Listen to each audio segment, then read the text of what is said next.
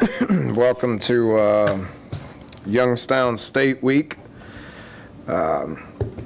Excited about this week, really. This should be a fun week for us to get back to work. Looking forward to today, getting back out there and practicing. Got a whole bunch of things that we can work on from the game here last weekend. Just got to keep improving. Got to, getting out there practicing and improving is obviously going to be important each and every week. This week is no different. First home games are always great. I wouldn't have scripted it any better, honestly. I mean, you guys know my feelings on neutral site games, and to be able to win that game is going to give us a whole lot of momentum. I thought that the previous two that we lost, I thought gave us momentum moving forward. So being able to win one of those is going to give us a lot of momentum moving forward. And then you got to be able to come back and open up at home, here on Mountaineer Field. So 6 o'clock game, looking forward to that. That should be great for our fans. Would assume there's going to be a lot of people there, right, Mike? I think there's 12,000 student tickets that are already accounted for. So 6 o'clock game, night game, weather should be great. Man trip should be great. Good crowd, good opponent and all the rest of it. So is going to be fun for me to prepare this week to get ready to win. Youngstown State, we know what we're getting with these guys. Faced them 2 years ago. They gave us everything that we wanted 2 years ago. It was 14-14 at halftime. They came out, and I think we went up 24-14. Then they scored again. It was a challenge, and we know what their program is all about. They're, in my opinion, the best FCS conference that exists, with North Dakota State and UNI and South Dakota State, that group. That's good football now, and it didn't stop with them. There's about 8 of them in there that are all real good. They got national championships. They've been playing good football there at Youngstown State for a long time. Obviously got a lot of respect for Bo Pelini. As good of a defensive coordinator that exists out there. We go way back. I faced him when I was at Oklahoma State, and then a couple years ago as well. So he said it best. They didn't deserve to win last week. Anybody can beat anybody if you don't respect the game and if you don't prepare to play. That's what he said, in his press conference. And as coaches, we all understand that. So we can use that as motivation for us. I mean, it happens every week. We don't even really have to talk about it anymore.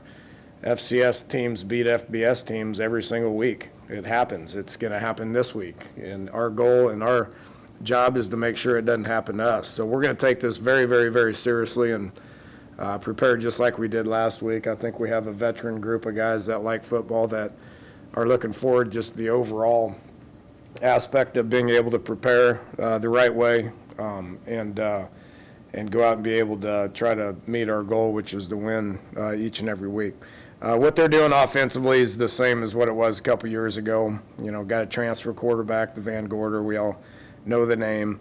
They got another guy that may or may not play due to an injury. We'll see which one they come out with. They're going to hand the ball off a good bit. It's a lot like probably what we saw last week with Tennessee. They're going to use fullbacks and tight ends and try to control the game a little bit.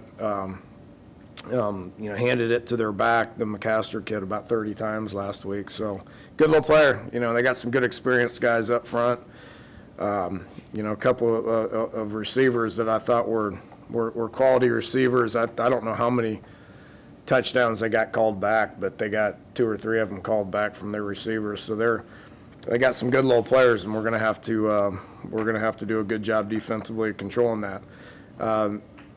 When you think of them, what stands out to me with where they were 2 years ago, their quarterback play was really good 2 years ago, and their defense was outstanding. They have, I think 5 of those guys that we played against are all in the NFL right now. So they got quality players, and then what they do defensively is as sound as it gets. Not a whole lot different than what we've seen out of them in the past. I mean, they're going to gonna play a 4 down front, and they're gonna blitz you when they need to, and they're gonna try to funnel everything to their safeties. It's the same stuff that they've been doing for a long time, and we got plenty of video to be able to figure out how to attack it. Special teams, they don't ignore it. The same kicker, same punter is what we faced a couple years ago out here. You know, and they're both two. You know, you got one of the Stoops brothers that's heading up the you know, the special teams aspect of it. They're very sound with what they do, and will be a good chance for us to continue to improve our stuff as well. So, looking forward to the game. Celebrating the '88 team. Is that what I hear? Geez, you know, that brought back some memories, you know, thinking about that. Looking forward to, I've met a lot of those guys, obviously, over the course of the last 8 years coming back. You know, that's when I graduated high school. So I guess my 30th reunion is coming up here. That in itself is disturbing to me, but I remember wearing a West Virginia shirt my senior year in, a West Virginia sweatshirt my senior year in high school.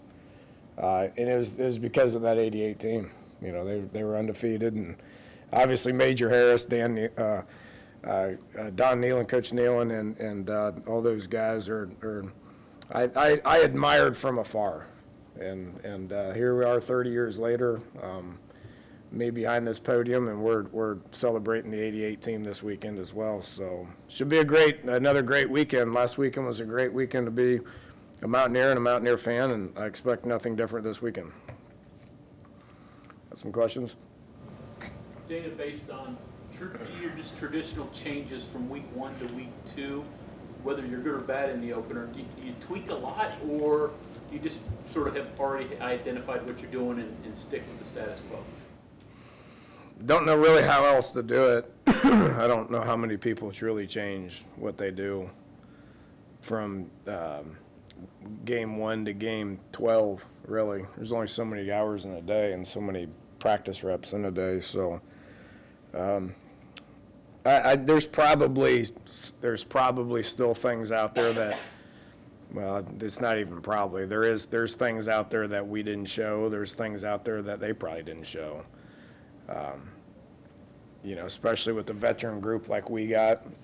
You know, there is some, and these have already been talked about, but there are some changes offensively, some changes defensively that we threw out there that are noticeable, and there's probably some more up our sleeve that will come down the road. But that's not going to be stuff that we install right now. That's been stuff that's been worked on all spring and all summer and all camp.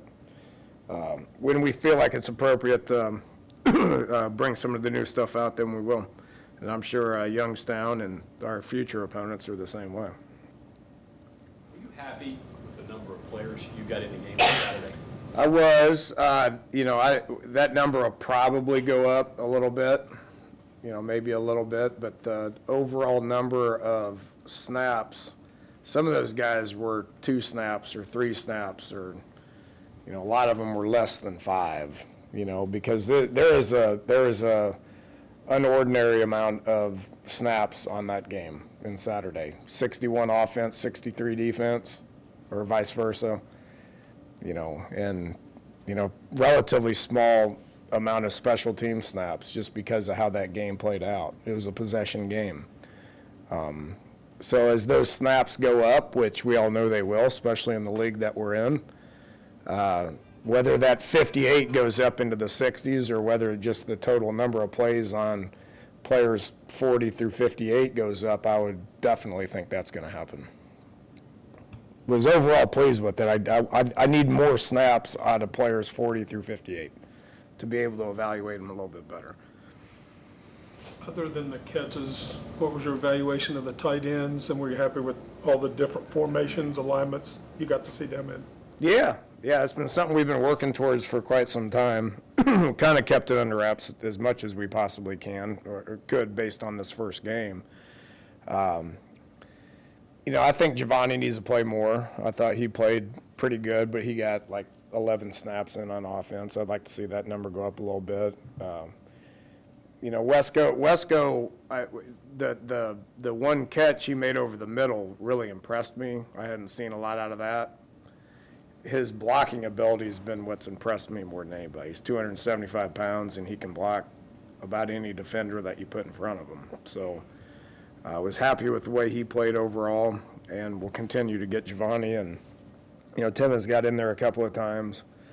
You know, we'll keep experimenting with those guys and where they align and what we ask them to do. Running back situation, what was your take on that after the game? Good. Was disappointed Kennedy fumbled. You know, he, you know, we told him at halftime, I was like, you ready to roll? And he said, I'm ready. I said, all right, you better get ready because you're about to get the ball a good bit. And he was good. He went out there, he caught a touchdown pass his first play, you know, and then put him back in there, and he was running hard. You know, can't turn the ball over in that situation. Petaway, I thought, played overall great. You know, St looked explosive when we threw it to him, and I think he's a powerful guy that's going to keep getting better. So there's a role. All four of them have a role, and we're going to need all four of them, that's for sure. Is that kind of a tip-off that you want to keep somebody back for fresh legs in the second half, though? Yeah. I mean, that's what I said to him. I said, you should be the freshest player on the field. Go out there and prove it. Dana, any of the true freshmen who didn't play this past Saturday that you still think have opportunity? They all have an opportunity. I mean, that's what I told them on Sunday. You know, we dressed out 8 of them that didn't play. You know, there's a couple that, you know, a couple that aren't going to play, but you know, we don't need a couple of those O-lineman, D-lineman guys to play at this point, but there's some other ones that's going to be up to them and how they practice and how they improve, and you know, some are going to probably do a better job of that than others. But there's 8 of them that dressed that didn't play. We'll see how they do this week, and probably dress all 8 of them, and if we feel like it's, you know, it's warranted to play them, then we'll go ahead and play them. What did you see from your run blocking, and how did the interior guys do? It's okay. Just okay. You know, I thought our pass protection was pretty good. Thought the run blocking was okay. Their front was good now. Don't kid yourself. They're all 4 or 5-star guys. You guys talk about 4 or 5-star guys all the time. They had those guys. They were pretty good up front. So, you know, and they started to outnumber us. You know, and I thought Will did a good job of getting us into appropriate plays, but it wasn't anything great, but it was okay, and I think it'll continue to get better. It seemed like they showed you more man than maybe Agree. the Big 12 guys ever do.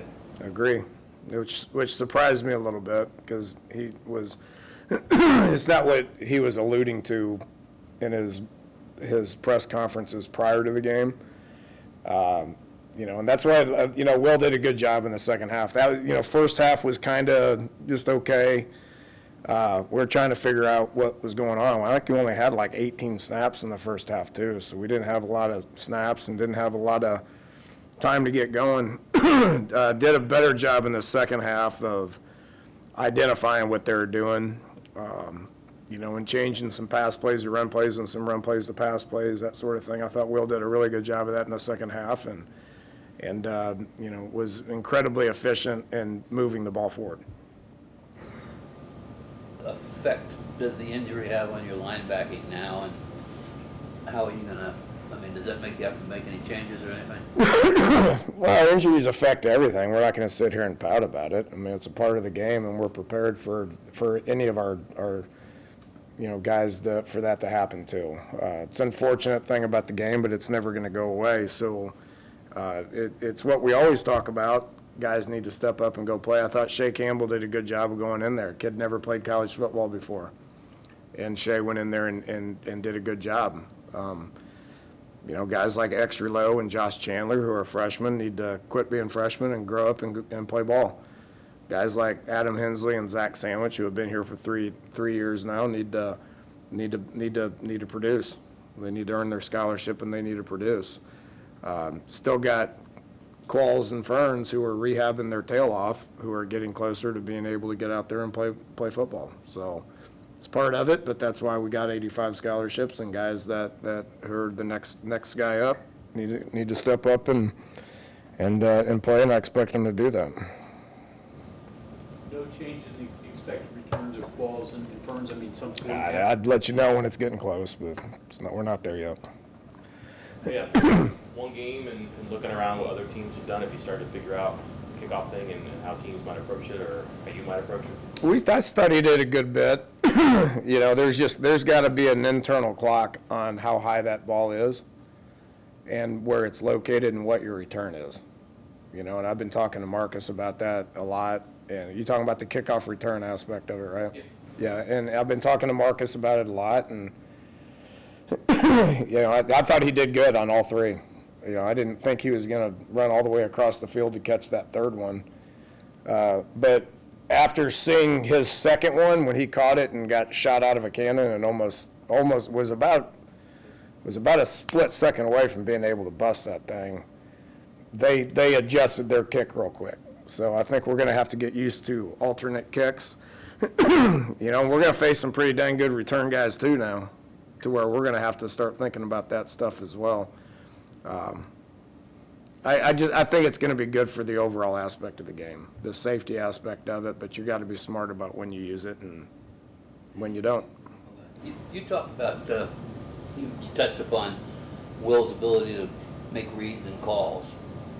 Explain a little bit about what he has to go through doing that and how hard that is and how much time put into it. It's really, you heard me talking about Skyler when it comes to this too.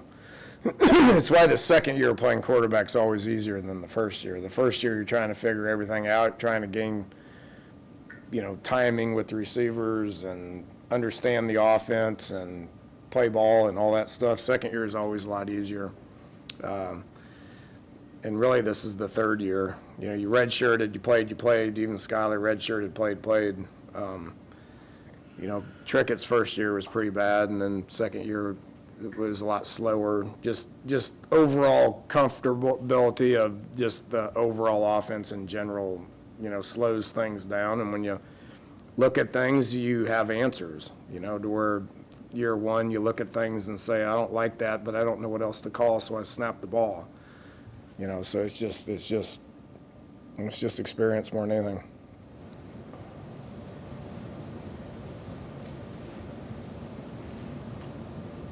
Okay. Awesome.